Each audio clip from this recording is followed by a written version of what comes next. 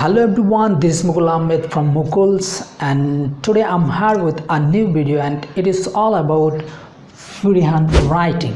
Actually today I'm gonna talk about freehand writing, and I hope this lesson will help you to learn how to write freehand writing. Actually in this video I will provide some instruction or some techniques that you should follow to write freehand writing. Actually আজকে আমি freehand writing নিয়ে কথা বলবো। আসলে এমন কেউ নেই যারা লেখাপড়া করেছে তারা ফ্রিহ্যান্ড রাইটিং লিখতে চায় না, আমার জানা নেই মনে হচ্ছে। সবাই ফ্রিহ্যান্ড রাইটিং লিখতে চায় আমার বলে মনে হয়। সেই ধারাবাহিকতা বজায় রেখে আমি আজকে ফ্রিহ্যান্ড রাইটিং নিয়ে কথা বলবো। আসলে অনেকেই লিখতে চাচ্ছে কিন্তু সঠিক ইনস্ট্রাকশন, দিক নির্দেশনা বা টেকনিকটা না জানার কারণে তারা ফ্রিহ্যান্ড রাইটিং লিখতে পারে না। এই জন্য আমি এই টেকনিকটি আজকে ফ্রিহ্যান্ড রাইটিং নিয়ে ক্লাস নিতে যাচ্ছি, এবং যারা ইংরেজিতে অনার্স করছেন বা যারা ইংরেজিতে অনার্স করছেন না, মানে সকল বিষয়ের ছাত্রছাত্রী কিংবা যারা স্টুডেন্ট লেভেলে রয়েছে, ভার্সিটি সবেমাত্র ভর্তি হয়েছে কিন্তু আসলে ফ্রিহ্যান্ড রাইটিংয়ের বিকল্প নেই যে কোনো ক্ষেত্রে। ইচ অ্যান্ড এভরি সেক্টর, চাকরি সেক্টরে গেলেও আপনার ফ্রিহ্যান্ড রাইটিং প্রয়োজন পড়ে, কারণ আপনি লিখে বা মুখে মানে আপনি শিখে যে লিখতেন সেই লেখার সময় এখন আর নেই, কারণ কোন বিষয় আসবে সেটা আসলে জানা নেই। আমাদের অ্যাকচুয়ালি জানতে হবে টেকনিক এবং ফ্রিহ্যান্ড রাইটিংটা লিখতে হবে এবং সঠিক ওয়েতে, তাহলে আমরা কিন্তু সফলতা লাভ করতে পারি। যাই হোক, বেশি কথা বলবো না এটা নিয়ে। শুরু করার আগে আমি বলতে চাই যারা এখনও এই চ্যানেলটিকে সাবস্ক্রাইব করেননি তাদেরকে বলবো সাবস্ক্রাইব করে পাশে থাকেন এবং লাইক দিতে অবশ্যই বলবেন না। যে লাইকটা, আপনাদের লাইক, একটি লাইক আমার অনেক ইন্সপায়ার করে, অনুপ্রাণিত করে। যাই হোক, চলুন সরাসরি আমরা টেকনিকে চলে যাই। কথা বেশি বললে আবার বিরক্ত লাগবে। So freehand writing practice. আসলে ফ্রিহ্যান্ড রাইটিং শিখতে যে বিষয়গুলো জানা দরকার, যে বিষয়গুলো আমাদের জানতে হবে, যে বিষয়গুলো সম্পর্কে আমাদের জ্ঞান থাকতে হবে, সেটা হচ্ছে নাম্বার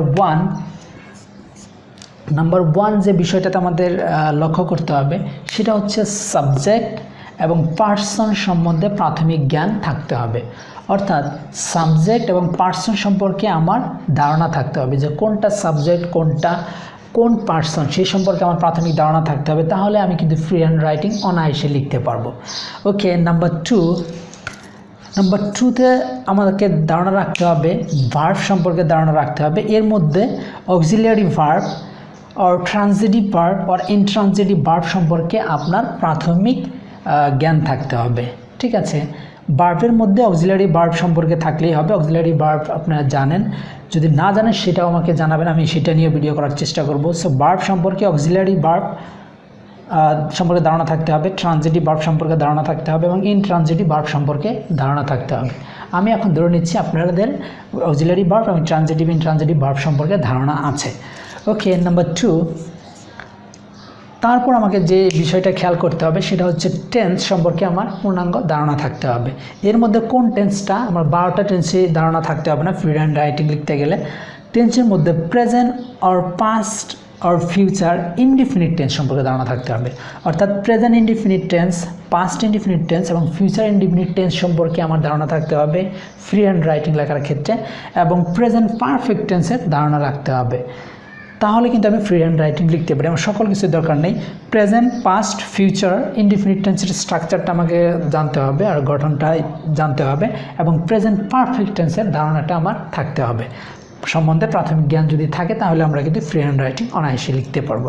ওকে, নাম্বার 4, এখন আমরা তো এই শিখলাম সাবজেক্ট, পার্সন, ভার্ব, তারপরে টেন্স সম্পর্কে আমাদের প্রাথমিক ধারণা থাকতে হবে। এবার বাংলা বাক্যকে 4টি আর 5টি অংশে বিভক্ত করতে পারা আপনার জানতে হবে। আমরা যে কথাটা মনে মনে চিন্তা করছি বা যে বাংলাটা দেওয়া আছে ওইটাকে যে আমরা ইংরেজিতে ট্রান্সলেট করব, বা যেটা দেওয়া আছে বাংলা সেটা তো আমরা ভাগ করে নিতেই পারবো, আর যেটা মনে মনে বলছি সেটাকে আমার ওই বাংলা বাক্যটিকে 4 থেকে 5টি অংশে বিভক্ত করে নিতে হবে। ঠিক আছে, মানে বিভক্ত করে, যেমন আমি বলে দিচ্ছি কি অংশ বিভক্ত করতে হবে আপনার ফ্রিহ্যান্ড রাইটিং লিখতে হলে।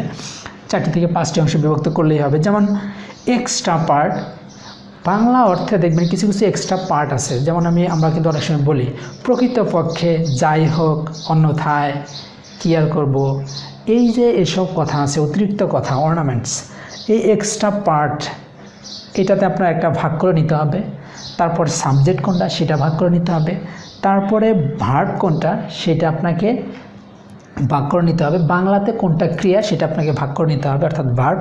তারপরে আপনার কোনটা অবজেক্ট সেটা ধারণা করে নিতে হবে, ভাগ করে নিতে হবে, অর্থাৎ কমপ্লিমেন্ট যে কোনো একটা, হয় অবজেক্ট থাকবে না হয় কমপ্লিমেন্ট থাকবে, আবার অবজেক্ট কমপ্লিমেন্ট দুইটাও থাকতে পারে। অবজেক্ট বা কমপ্লিমেন্ট সম্পর্কে মানে আপনি ভাগ করে নিতে হবে। তারপর আপনার অবজেক্টও থাকতে পারে, কমপ্লিমেন্টও থাকতে পারে, আবার অ্যাডভার্বও থাকতে পারে। সো এই যেটাই থাকুক না কেন আপনি এই অংশে বিভক্ত করে নেবেন। তারপর প্লাস এক্সট্রা পার্ট, আবার শেষেও কখনো কখনো এক্সট্রা পার্ট থাকে। দেখুন এখানে আমি লিখছি 4টি, বাট এখানে হয়েছে 5টি পার্ট। এই জন্য আমি 5টি পার্ট লিখেছি যে এখানে এক্সট্রা পার্ট, এখানেও কিন্তু এক্সট্রা পার্ট। কখনো কখনো শুরুতে এক্সট্রা পার্ট থাকতে পারে, আবার কখনো কখনো এক্সট্রা পার্টটা যেটা অতিরিক্ত পার্টটা কিন্তু শেষেও থাকতে পারে। এই জন্য আমি দুইটাকে মিলিয়ে একটা ধরেছি। তার মানে 4 নম্বর সম্পর্কে আমার যে ধারণা রাখতে হবে, বাংলা বাক্যকে 4টি অংশে বিভক্ত করতে হবে, করার অভ্যাসটা গড়ে তুলতে হবে। এর মধ্যে এক্সট্রা পার্ট, তারপর সাবজেক্ট, তারপর ভার্ব, তারপরে অবজেক্ট অথবা কমপ্লিমেন্ট অথবা অ্যাডভার্ব, যেটাই থাকুক সেটাতে ভাগ করে নিতে হবে। তারপর প্লাস এক্সট্রা পার্ট যদি শেষে লাগে, যদি থাকে সেটা অংশ ভাগ করে নিব। সো এই ছিল 4 নম্বর। অ্যান্ড নাম্বার 5 যে ধারণাটা আমার থাকতে হবে, ভোকাবুলারি সম্পর্কে আমার কিছু ধারণা থাকতে হবে, অথবা চয়েস অফ ডিকশন, শব্দচয়ন। এখন শব্দচয়নটা কি? এখন আমরা ভোকাবুলারি জানলাম কিন্তু আমি শব্দচয়ন বুঝতে পারতেছি না। শব্দচয়ন বলতে এখানে এটাই, অনেক সময় ইংরেজিতে দেখবেন একই অর্থ, একই ওয়ার্ড মিনিং ভিন্ন ভিন্ন ক্ষেত্রে স্থান কাল পাত্র ভেদে কিন্তু ব্যবহার হয়। সেটাই এখানে বোঝানো হচ্ছে যে ভোকাবুলারি অথবা চয়েস অফ ডিকশন, শব্দচয়নটা সম্পর্কে আপনার ধারণা থাকতে হবে যে কোন ওয়ার্ডটা কোন জায়গায় ব্যবহার হয়, উপযুক্ত হয়। স্থানকাল পাত্র ভেদে কিন্তু এক এক অর্থটা, এক এক যে ওয়ার্ডটা এক এক অর্থ ধারণ করে, এক এক মিনিং বোঝায়, সেইটা আপনার ধারণা রাখতে হবে, শব্দচয়ন সম্পর্কে ধারণা রাখতে হবে।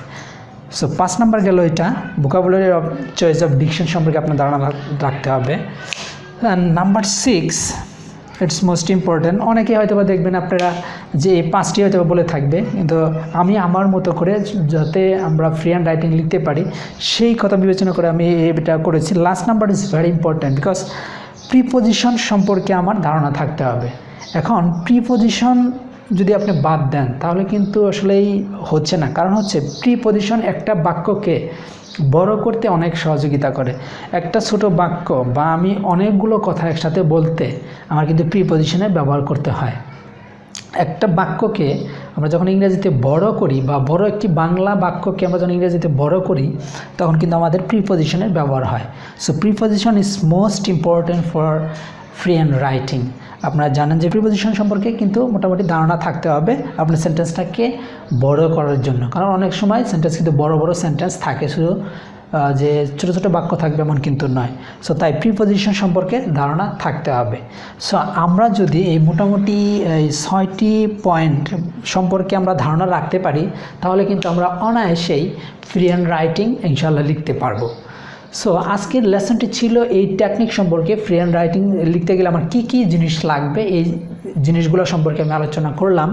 সো আমার এখানে জায়গা না থাকার কারণে আর ভিডিওটি বড় হয়ে যাবে, এই জন্য আমি আগামী পার্টে, আগামী ক্লাসে আমি এই যে এগুলা লিখেছি এটার আলোকে আমি একটি এখানে বাংলা অনুবাদ লিখব এবং সেটাকে ইংরেজিতে ট্রান্সলেট করে দেখাবো যে কোন জায়গায় কোন কোন অর্থ ব্যবহার হচ্ছে, আমরা কিভাবে ফ্রি হ্যান্ড রাইটিংটা প্র্যাকটিস করতে পারি।